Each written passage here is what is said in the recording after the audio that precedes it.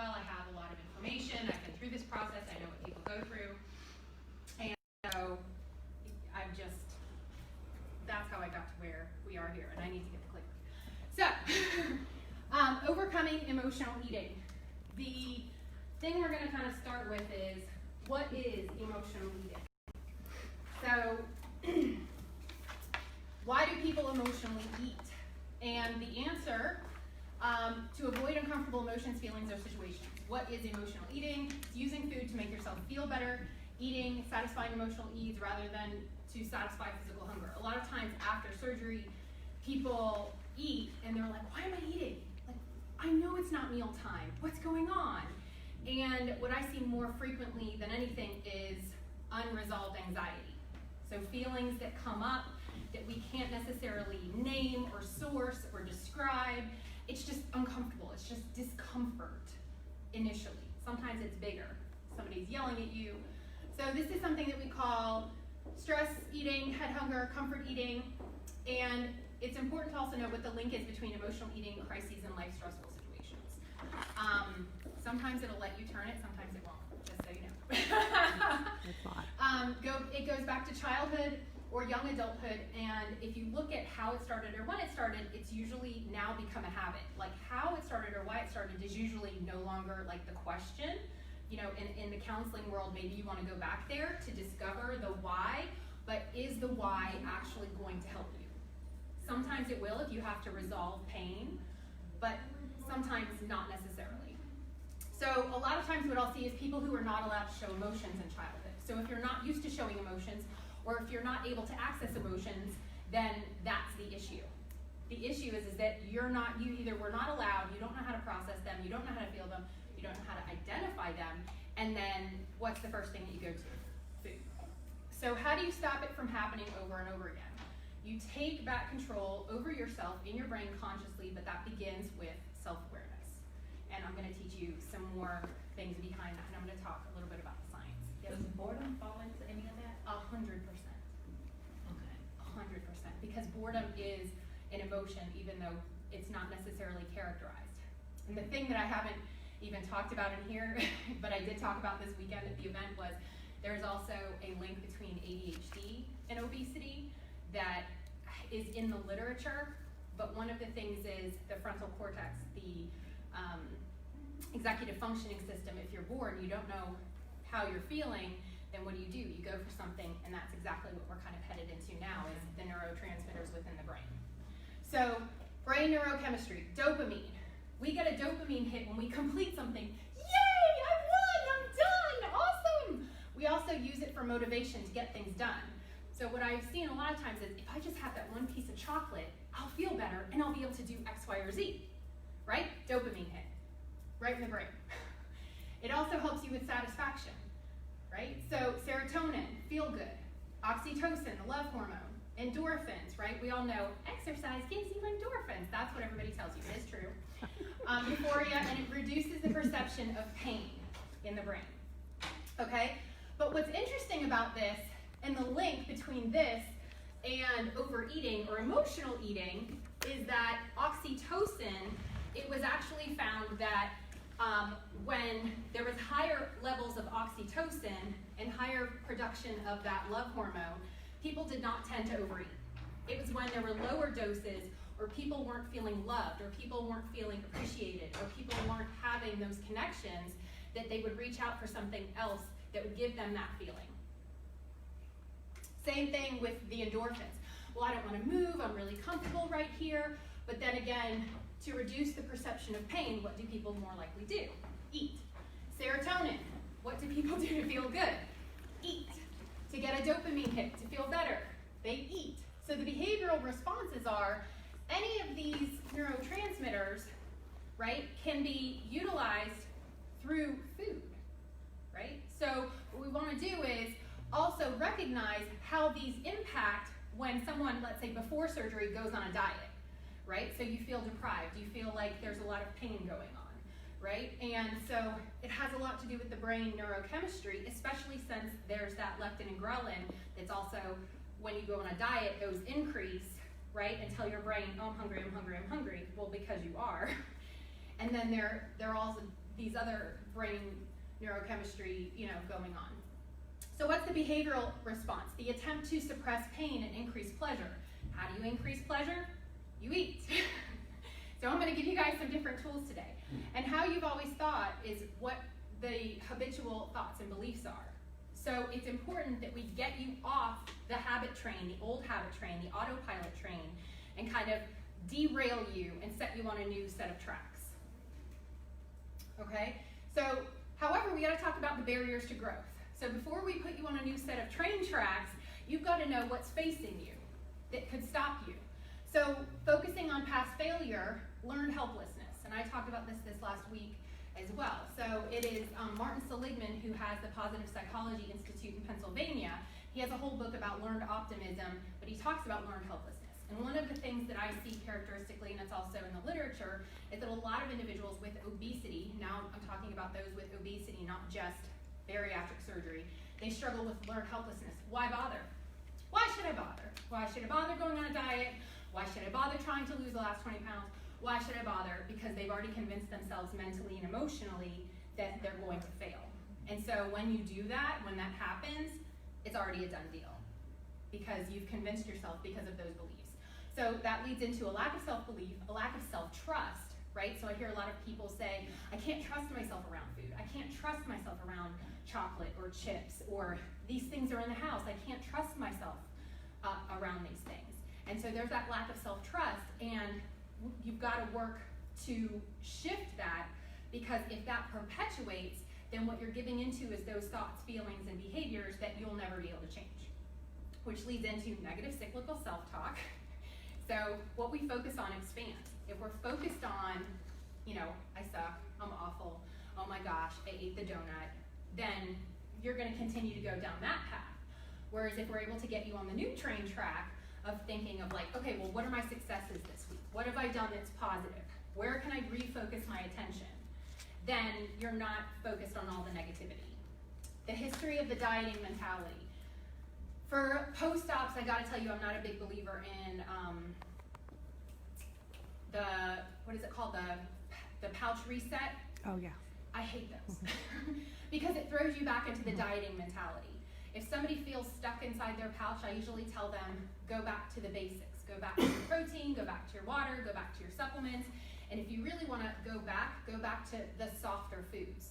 The softer foods that kind of restart you. And that's how you get back on track. It's not the pouch reset where you are starving yourself, because it's just gonna put you in a deprivation mentality, which then messes with your neurotransmitters. So a lack of life skills. And this is in the literature. Priority planning, time management, stress management, procrastination, and follow through. So if you don't have the time to plan your meals, if you're not having the ability to do all of these things within one's life, which can be very overwhelming, and I acknowledge that, then it's so much easier to go and, well, I'm just gonna hit the drive-through just this once. And just this once is not that big of an issue until it becomes twice, and 3 times, and 4 times, and 5 times, and now you're on a different train track altogether, which may be back on the original one that you kind of started on. And then a lack of commitment and consistency to oneself. And this I see prevalence in the bariatric community because there's a lot of accept me, love me, give attention to me, because a lot of people have boundary issues. Because at the point that there is severe obesity, there is, I have to overcompensate for how I feel about myself. I have to overcompensate for my size. I have to overcompensate, so I have to do more for others, and then there's no time left for oneself. So boundary issues are a huge piece, but we're talking about emotional eating. But what can lead to emotional eating is if somebody doesn't have good boundaries, and somebody's is not boundaried and knows when to say no. So building new life skills. So how we kind of shift gears and overcome emotional eating is we've got to believe in ourselves. And okay, so past endeavors are not indicative of future results. There's got to be this attitude that you can restart at any time, on any day. Like today's a new day, right? And if you're thinking about how you ate last week, how you ate 3 days ago, then you're really not focused in the present. You're focused on what you ate 3 days ago. You're still beating yourself up for that. That's not going to help you today. So something that has to be nurtured over time. It's a daily process, just like this process. Refocusing on lifestyle change. No more dieting, no more pouch resets, no more fasting. Like, this is the plan that the doctor gave you is for a reason. And I had been speaking with some other eating disorders professionals, and they were like, wait a minute, you focus on protein? Wait a minute, you guys only eat like 1,000 to 1,200 calories a day? That's so like restrictive. Like, not when you think about it, not when this is there. So I think this is also new to a lot of individuals who are in the eating disorder space but aren't really familiar with bariatrics. So stress management tools, how to deal with stress, how to deal with when things come up, because life, right, it has its ups and downs, and if somebody doesn't know how to deal with those things, then it's like curveball. Self-care strategies, taking care of oneself. This is a big one. In my Facebook group, I have a list of 26 self-care strategies that, guess what, don't include food, right? I have a list, if you guys haven't gotten it, there's another one, 10 activities that boost endorphins, right? That don't include food, and it's probably in the back. So shifting your self-talk. So instead of saying, oh my gosh, I will never, or gosh, I'm such a, all of these negative cyclical self-talk, it's gotta shift. So there's gotta be some self-belief in there. So if your talk is always going to be negative, then what are you infiltrating into your life, right? It's negative self-belief. It's not getting you to where you want to go. And the thing that I tell people is, you don't have a filter inside your head. So if you're going to tell your best friend, your husband, your wife, whoever it is, like, no, come on, you're doing awesome, keep going. That's usually what you would say. You would have a voice of encouragement. But the voice that we use with ourselves is brutal. Absolutely brutal. So one of the things that I'll tell people is stop. Listen to what you're telling yourself. Write it down. Look at it. Like, would you actually say that to somebody that you love? If you really were encouraging them, not breaking them down, right? If you were encouraging them. So helping you to shift your self-talk. And then commitment to self. And this is one that I'll use frequently, and I used last week in another group. Well, it's going to take me 20 minutes to get to the gym. It's going to take me 20 minutes to get ready. Then I'm going to be 30 minutes on the elliptical, and then I'm going to have to change my clothes again. And then it's going to be another 20 minutes to get home or to get in my bathing suit. And why bother? Like, it's going to take me an hour and a half just to do that. I'm tired. So then they don't go anywhere. Whereas if you have a commitment to yourself, you have something else that you can do. If you don't have that hour and a half or whatever it is to get to the gym and back, or you got pulled into an emergency meeting or what have you, you're committed, no matter what, a non-negotiable to yourself, because you are the most important person in your life. Not your spouse, not your children, not anybody else. You got to put the mask on first before you can take care of anybody else. If that lack of commitment is there, then that's part of this lifestyle change, is to be committed to oneself. But if that commitment is not there, over time you see it. You don't see it on day one. You see it on like day 365 or day 777. That's when you see it. And then you're like, how did I let it get here? You never see it on day one. I said it to my sister, because she's like, how do you go to the gym 4 or 5 days a week? I'm like, I put it on my calendar. It's an appointment. Said, and that is my appointment. You're an appointment. That is my hour to do what I need to do. And I said, that calendar doesn't change. Right. You're committed. I said, if I had an appointment with my boss and I put it on my calendar and somebody wanted something, I said I would still have to go and say, sorry, I can't. Right. That commitment is to my boss.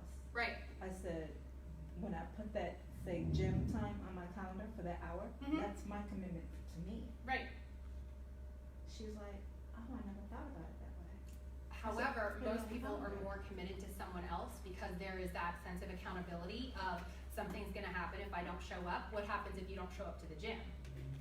Right? So people are not that committed to themselves. So discipline over motivation, discipline over willpower. That is discipline. Olympic athletes are disciplined. People think that they're motivated, right? Oh, well, they must be motivated. They want that gold medal, right? Not everybody gets a gold medal.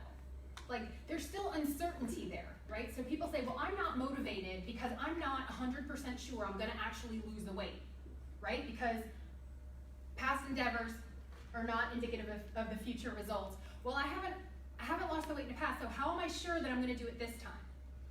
Olympic athletes are not sure they're gonna win the gold medal, and they get up at 4 o'clock in the morning every day, right? But they're not sure, and we're not sure. But that's part of this emotional process, is thriving on uncertainty instead of letting it control us. Because then game over, right? So being disciplined no matter what, it's on my calendar, it's part of my routine, it's part of my life, no matter what. And then recognizing that your choices empower you rather than disempower you. Because a lot of people will say, oh, I can't have a donut, I can't have a donut, I can't have chocolate, I can't have this. That's very disempowering. I get to have healthy food that nourishes my body. I get to feel good. Because as a post-op, I know I have, especially like in my first year, because I was like, one hamburger's not gonna really bother me, or whatever it is. You eat that and then you feel like, oh, everybody knows what I'm talking about, right? Post-ops. You're like, oh, I feel like sludge. So we've got to remember that feeling, because that's not a pre-op feeling, right? Pre-op, you can kind of make your way through it and you can eat sludge. As a post-op, your body's like, I don't like you.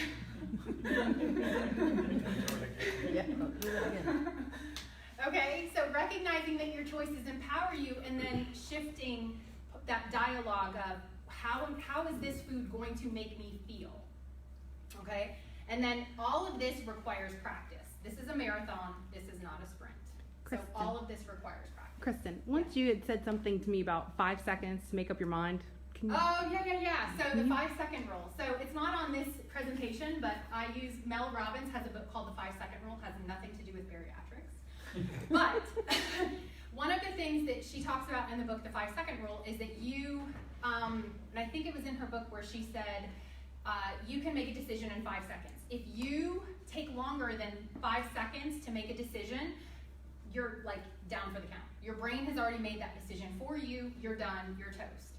So you've got to make a decision within 5 seconds, because if you waver too long, you're sitting on the fence. So a lot of times if you're struggling with, okay, I need to get out of bed, I need to go to the gym, 5, 4, 3, 2, 1, I'm up.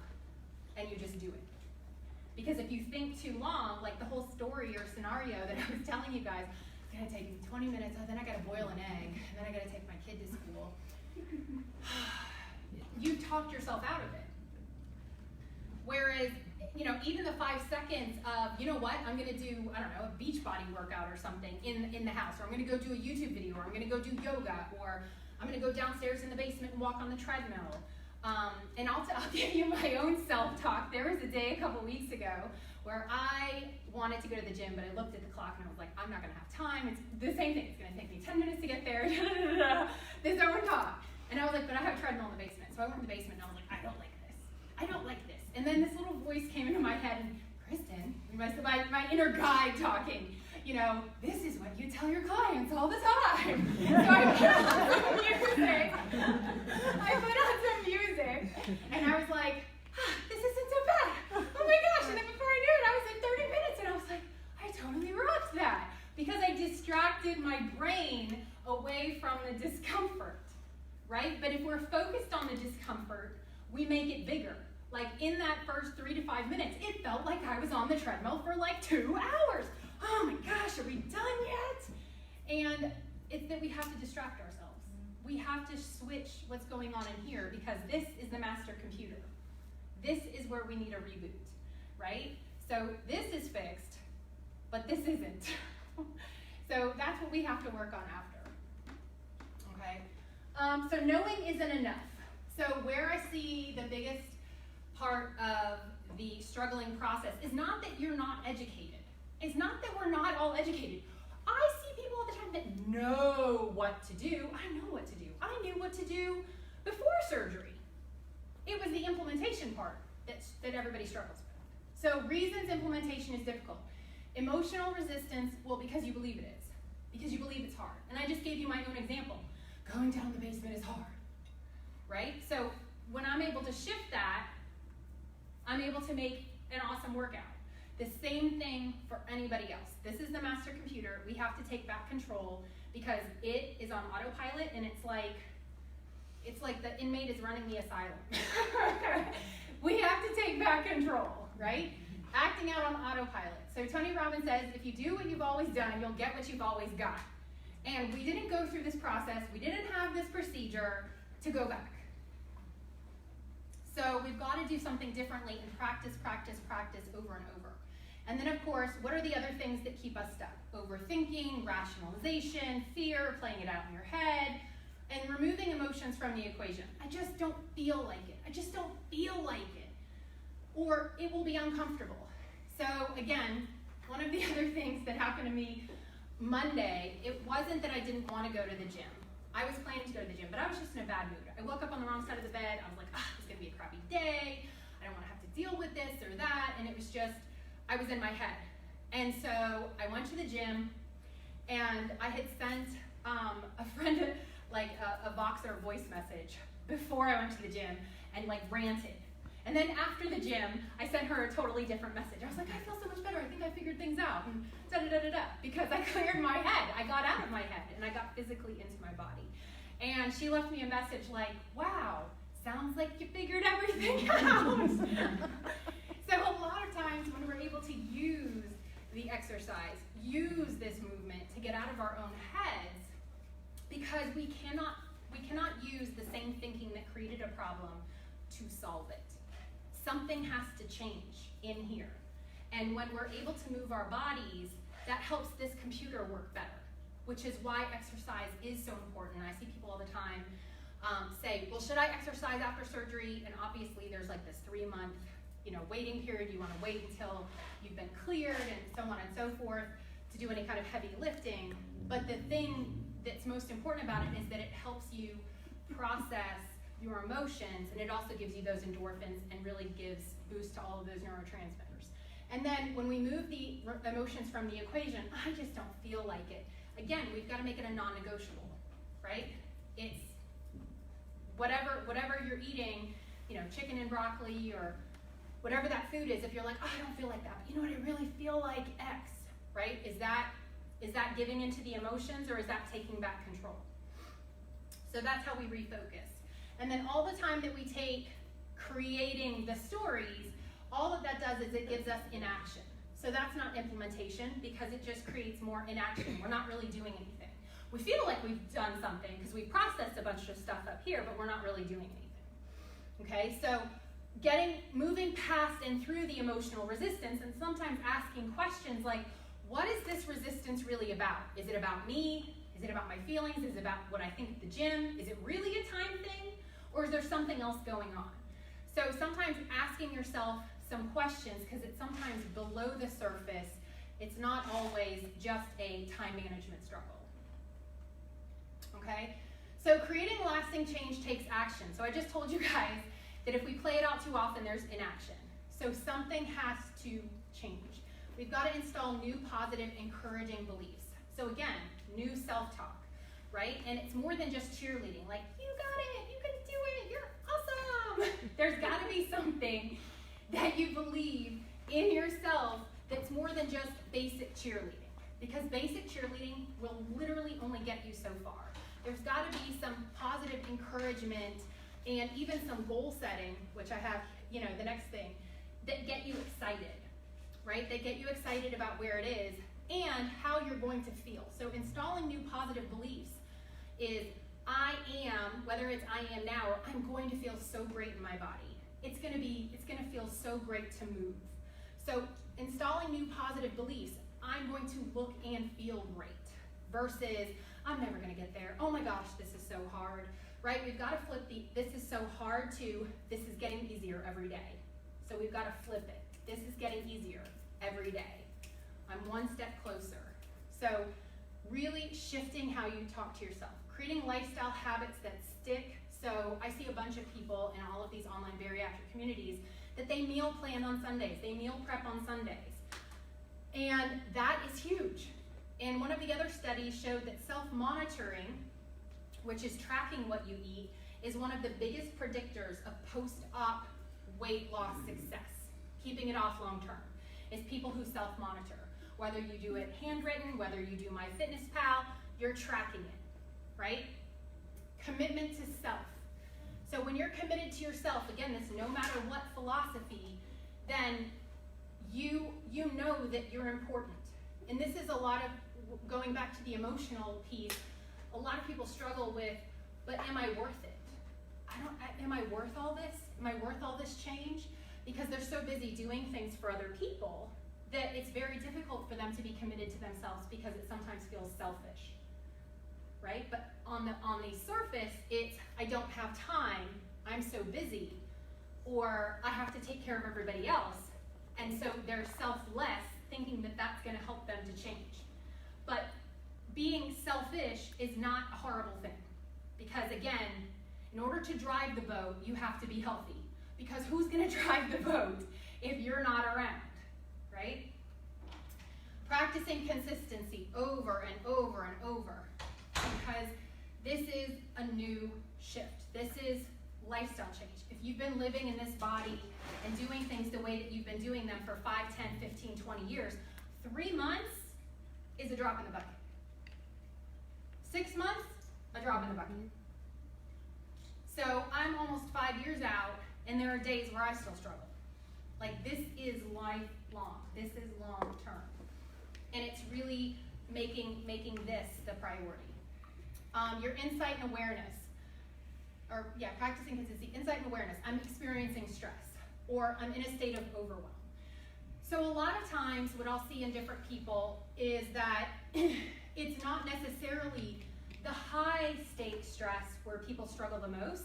It's just that borderline, I'm experiencing discomfort right now. I'm not comfortable in an experience, in a relationship, in a conversation, and it's like, well, I just need something. And it's not a thought. It's not a conscious thought. It's a behavior. And so before anything gets to your mouth, and I'm not talking about water, I'm talking about food. Before it gets to your mouth, acknowledging what's going on within your head, within your body. Oh, because stress and anxiety usually happens here, here, and here. And I don't think I gave you a feelings chart, but I can give you one. Where some people go, but Kristen, what if I don't even know how to name it? What if I don't even know what the feeling is? So that's what a feelings chart is for, is to look at the feelings, go, what am I most likely feeling? Okay? So insight and awareness, because that opens the door to all the other steps. And then using new tools, skills, and techniques over time that create that lasting change, right? So the biggest difference that I see in individuals, or in kind of this creating lasting change, are those who are present and those who are on autopilot. And I'm not going to go down and give you that Eckhart Tolle, like, we must be present in this moment, because you guys would go to sleep. But I'm going to go back to the level of commitment, creating non-negotiables for yourself, right? Even if it's, oh my gosh, my meeting ran late at work, I'm going to walk around the block one time because I need to get at least so many steps in. So create certain non-negotiables if getting to that gym on a certain period, a certain day and time is not possible, right? Difference in certainty. Am I worth it versus I am worth it, right? So that questioning, that self-doubt. Allowing old thoughts, feelings, and behaviors to pop up, which allows the emotional resistance to set in. So the guilt. So I was working with a client last year who, her husband was like, are you going to the gym again? Like, you practically live there. Like, we have a family, we have kids. Like, we have stuff to do. And it wasn't that he was a chubby chaser or anything like that. It was just that he was like, this is excessive. And she finally had to say, look, this is for me, this is for my health, and this is for this family. And so when she kind of stood up, he was like, okay, all right. Like, and having that conversation versus what she used to do, which is, okay, I'll stay home, right? So recognizing what that is, because in everybody's situation it's going to be different, right? And changing to the new thoughts and feelings, behaviors, create that success and finding a path that works for you. Because the first time doesn't need to be rigid. If something's not working, you need to change it. So everybody's plan as a post-op, you've got to tweak it, right? And then ask yourself, okay, am I going in a positive direction or am I going back to old habits? Am I moving closer to my goal or am I moving away from my goal? So it's constantly like looking at the situation, gauging it, and then taking steps forward. Again, this consistency thing, because being present in, is this something I want to eat today? So the office brought in Mexican. I already packed my lunch, right? But the office brought in Mexican. What do I do, Kristen? What do I do? It's staring at me.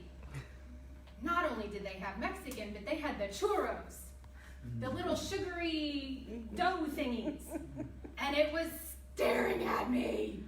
And my office mate was eating right next to me, right? So it's, what is this food, this dish, what is it gonna do for me? What is it gonna do to me? How is it gonna help me get to where I wanna go? It may feel good in the present, but did you also pack something that you liked? Because if you didn't pack something that you liked, then that's something to discuss, right? Because this process is about lifestyle change, it's not about deprivation. It's about eating things that you like that are on plan. I eat things that I like every day. I am happy. If you're not happy, talk to your dietitian. Get it, talk to them and work out a meal plan that's very friendly. So the other part is, which I use quite frequently, this book by Darren Hardy, The Compound Effect. I love it. It's not what you do once that makes a difference, but what you do daily that impacts your life. So in this book, he talks about, there's two different guys. There's a guy who, and if for some of you who have heard me speak before, maybe you've heard this. There's a guy who puts a gym in his basement, another guy who puts a bar in his basement. So in the first week, there's not much change. The guy who has a bar, he's having fun. The guy who put the gym in, he's having fun of his own kind, right? He's working out. Maybe he's a little sore. But over the course of a year, one guy gets a pot belly, and the other guy, his whole life changes, right? Because he's more fit, his relationship gets better, he gets an increase at work, because he's moving and grooving. The other guy, he's having a hard time getting out of his chair. So it's not what you do once that makes a difference, it's what you do daily.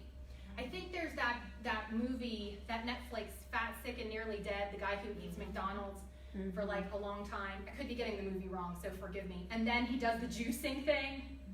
Maybe that's it. But he talks, it's not what you do once, it's not going through the drive-thru once that makes a difference. And I'm not encouraging drive-thrus. But it's not what you do once, it's what you create as a habit that makes that lifestyle change. That's what that makes impactful. Okay? So it's over time. Okay?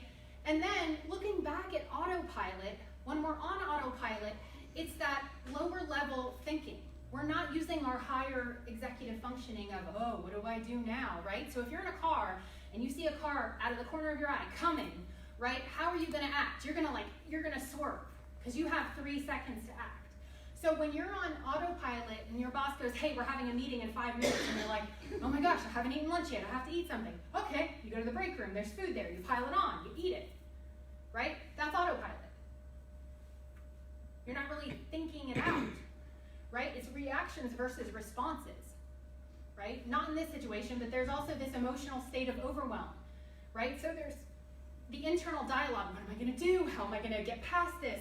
Da-da-da-da-da. Like, maybe it's that somebody in your family just got diagnosed with something and you have to figure out, oh, how are we gonna pay for the surgery? What are we gonna do? So emotional state of overwhelm, and then what does that take you to? The autopilot behavior is, let me just stuff it down, right? So when you're working on autopilot, nothing is planned, habits go out the window, any new habits. Why? Because you've only been installing these new habits since you've become a post-op. 3 months, 6 months, a year, 18 months. But the other ones you've been doing for 10, 20, 30 plus years. So when your brain goes, ah, what do you think is the response? Is it going to be, or the reaction, is it going to be the newer one that's like, let's just get a salad and some chicken. It's usually the old stuff that's like, pass it to me. Right? So this is where you've got to plan in advance and have these stress management tools so that you can calm yourself down. We're going to get through this. We always do. We always make it through. I'm going to get through this. We're going to get through this. It's not just the self-talk, but it's also knowing how to calm yourself down in stressful situations and not resorting to the food. Because the food is not going to get you to where you want to go. But all of this is about slowing yourself down. So the old behaviors are reactive. So food memories trigger responses. Fantasies create a chemical combo in your brain. I saw in a Facebook group earlier this week, it was a bariatric Facebook group where this woman was like 6 or 7 days post-op. And she was like, my husband's eating spaghetti in front of me. I want to choke him. And I was thinking to myself, food addict much? But the food memories trigger a chemical emotional response, right? Having spaghetti was a food trigger for her, right? And it's serious if you want to hurt somebody over some spaghetti, right? Because they're just living their lives. They're just doing them, right? They're not consciously like, you can't have it. We're just talking about somebody who's minding their own business, eating whatever they're eating. But when those food memories trigger a response, and we're in a deprivation cycle because they haven't learned those skills yet, because as a 7-day post-op, right, that's somebody who probably hasn't gotten that brain stuff yet, where they're focused on what they can't have, not on what this new life will bring them, right? So this is a window of opportunity. This is an amazing window of opportunity. But what we choose to focus on expands. If we focus on what we can't have, there will always be things we can't have, and then we're in this deprivation lack mentality, right? I can have cheesecake. It's just very friendly cheesecake. It's not Cheesecake Factory cheesecake. Are you guys with me? Mm-hmm. But if you think to yourself, I can never have that again, then your brain's going to trigger an emotional response, and then your brain's going to seek out whatever it is to like, I can have that, right? Because that's how our brains work. So the other thing is when we're reactive and we're in a stressful situation, we'll eat in front of the refrigerator. So that's a no-no after surgery, right? You need to sit down with a meal and a plate and a fork, right? So the drive-through or fast food. Now, there are healthy options, don't get me wrong, but again, what you do creates a habit in your life. So if this is something that somebody's doing over and over and over, and they're not making good choices, I've known people who have regained weight by eating fast food. I've known people who've regained their whole lot, their whole amount. Because it's processed, and I didn't even have it on here, but processed stuff messes with the chemicals in your brain. And it messes with your taste buds. So if that's what you're used to eating, you're training your taste buds to eat that way. I did a YouTube video a couple weeks ago on training your taste buds, and somewhere around here I have a green juice from Whole Foods. You wouldn't have caught me dead drinking that stuff before surgery. Because I would have been like, that tastes like grass. It tastes like grass. I like it now. I like grass. It tastes good. Because I've trained myself, and I don't have processed foods. So you can train your taste buds, and you can train your brain. It's just a matter of shifting out the chemicals, right? But if you're used to those chemicals are addictive. They're created to be addictive. So be conscious, be aware, okay? Avoiding the feelings. I'm okay. Is there anything wrong with you? Are you know, what's going on with you today? You seem different. I'm fine, right? We hear it all the time. I'm fine. So these are the coping mechanisms. These are the old behaviors. When you're not fine and you're like, I'm okay, and then you overeat, graze, alcohol avoidance behaviors, and then sometimes transfer addiction, right? Because you can't say, I'm not okay. I need help. I need to talk to someone. I need a friend. Because again, with those judgmental people, well, you had that surgery. You took the easy way out, so you should be okay now, right? And then the reality is, you don't feel good enough to share, I'm struggling. Well, I told you you shouldn't have that surgery, right? So then what happens is the self-saboteur kicks in, right? The master computer, you've got to take back control over the master computer, because it will, again, the inmates will run the asylum. You've got to take back control. I need to find a trusted person to talk to share this with. And if you've got judges around you, shift the judges out and bring some trusted advisors in. So the new behaviors, healthier choices. How is this impacting my body? How is this impacting my well-being? How is this helping my functioning? Right? Sitting down to eat is self-care. Right? Even if you're like, well, I have this job that's really crazy. It takes us about 10 minutes to eat. We don't eat that much. Right? you can take 10 minutes. Taking time to recognize your feelings, especially if you're in a period of discomfort. And if you are rushed at work, write it down. Come back to it later. But write something down that encourages you why not to turn to food, right? So talk to yourself like you would a friend. You've got this. Food is not the answer to this right now. Get through the next couple hours. We'll sit down and talk. Yes, this is to yourself. Talking to someone else about your feelings. So I love Brené Brown's book. She has a bunch of them. Vulnerability is courage is not the title of her book, but she has a couple different ones. But that's one of her phrases that she's coined, which is being able to share something vulnerably with somebody else that you trust, so that they can say, "I'm here for you as you go through this. I recognize that this is a struggle," right? So if somebody says, "Look, my husband was eating spaghetti. This is a real struggle." This is more of a rational response than I want to hurt him.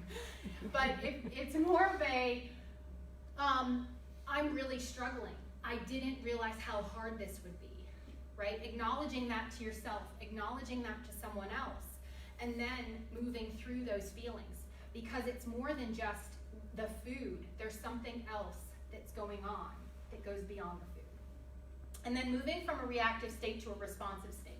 So one of my favorite questions to ask people is like, what would future skinny you do? What would future, whatever that ideal person looks like, feels like, in a pre-op phase, it's going to be different from somebody who's in the middle of it. But still, even in the middle of it, what would that future you do? What would they do? How would they behave differently? Right? If you're still in that old headspace. So I talk about this, I've talked about this before. Compassion is not the same as self-indulgence.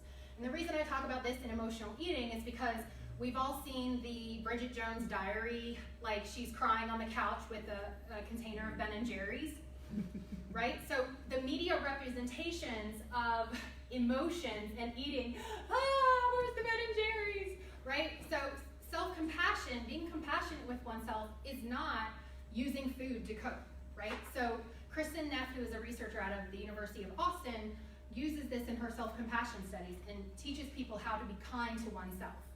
So she says self-compassion is very different from self-indulgence. Many people say they're reluctant to be self-compassionate because they're afraid they would let themselves get away with anything. I'm stressed out today, so I'll be kind to myself and I'll just watch TV all day and eat a quart of ice cream. This, however, is self-indulgence rather than self-compassion. And even as a therapist, I used to be this person where I would go to Domino's and eat a whole pizza. I would go and get a whole quart of ice cream or half a gallon of ice cream, and I would eat it thinking, wow, life is rough. It was a really hard day. And that was my idea of self-compassion. So it was very difficult for me to break these two apart, which is why I talk about it frequently, because I know if I've gone through it, there's probably other people who are dealing with it as well. So what is self-compassion? It's resolving these difficult thoughts, feelings with kindness, sympathy, and understanding so that we soothe and comfort ourselves when we're hurting, but not with food.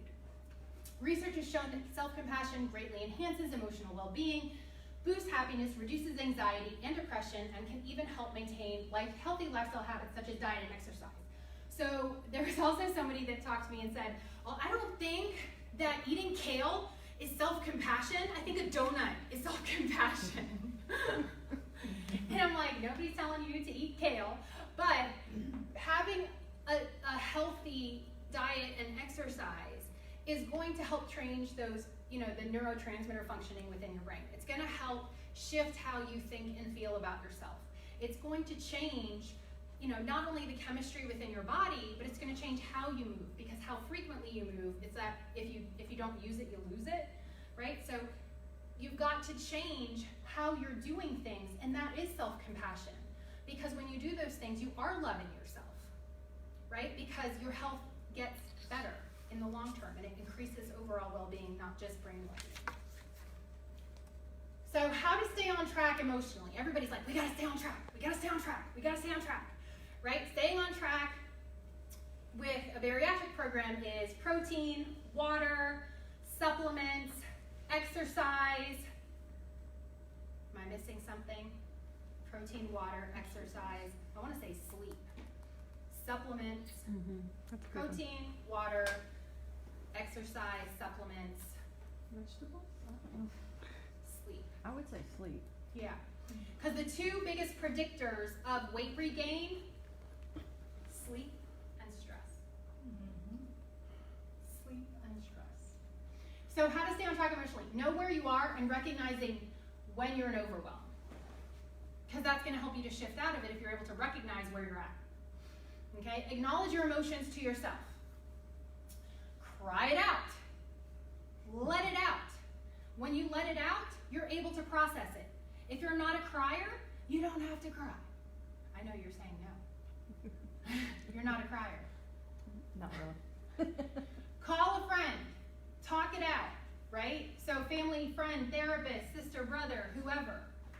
Ask for help. This goes back to that vulnerability is courage, right? None of us is an island, right? It's that community involvement, asking for help. Hey, I'm having a difficult day. I'm having a difficult week. I'm having a difficult month, right? Getting the help that you need. Write it out, journaling, right? If you're a journaler, write it out. If you're not, talk into the voice memo of your phone and play it back. Listen to yourself. Shift your energy and your energetic state, movement, exercise, walk, dance. Turn on your favorite song. Dance around your house. 5 to 10 minutes of this will help shift your brain. Have a list of activities that are soothing, that resonate with you, right? For one person, this may be a bubble bath. For somebody else, this may be, going out with friends. For somebody else, this may be doing some different type of activity. For some people, this may be going out, to the gym or doing a class or going to yoga. It's going to be different. Gardening. That was something that somebody told me earlier this week. They love to garden. They like to plant things. Awesome. And then I have check out my list of endorphin producing or activating activities that don't include food, right? Because when you look up endorphin producing activities, what are the two things on there? Exercise and chocolate. I'm trying to stay away from that. And then practically, in advance, have a crisis management plan. Have a sample meal plan on tap for yourself. Know what you can do when gym time is unrealistic. Walk, do videos, go to YouTube. Have something that you're going to be able to do in a smaller amount of time. Get out of your head and into your body. This is another thing. Shift that energy. If you're like, right, get moving. The best way to get energy is to move. People go, but I'm tired. I don't have any energy. The best way to get energy is to actually move your body. So start moving, and then you'll have energy. So in the moment, so this one was in advance, in the moment, make a list. What does my body need? How do I feel? What do I need emotionally? Right? Because in the moment, we're thinking like, I just need something in my mouth. I just need something. So maybe you need a hug. Right? That's going to give you some oxytocin. Maybe you need to hear a friend's voice. Right? Maybe you just need to feel heard. So what is it that you need? What does your body need? So a lot of times when we think we're hungry, we're actually thirsty because we're not getting enough water in. So get some water. So the other thing is, if you're like, I just need something, right? There's mints. There's, what are the other flavored waters, right? They're a way to again, get your liquids, but not actually be eating something. Have you had your calcium that day? Have a calcium chew. Just don't overdose on calcium, right? And then stop, think, reflect, and act. So this is more of emotional eating, but I also do mindful eating, which is different, similar, but different. Because mindful eating is being very present with oneself and in the moment. And being mindful of, and that's what this is, stop, think, reflect, and act. And especially if you're about to eat something, is this pouch worthy? Is this worthy of being in my body?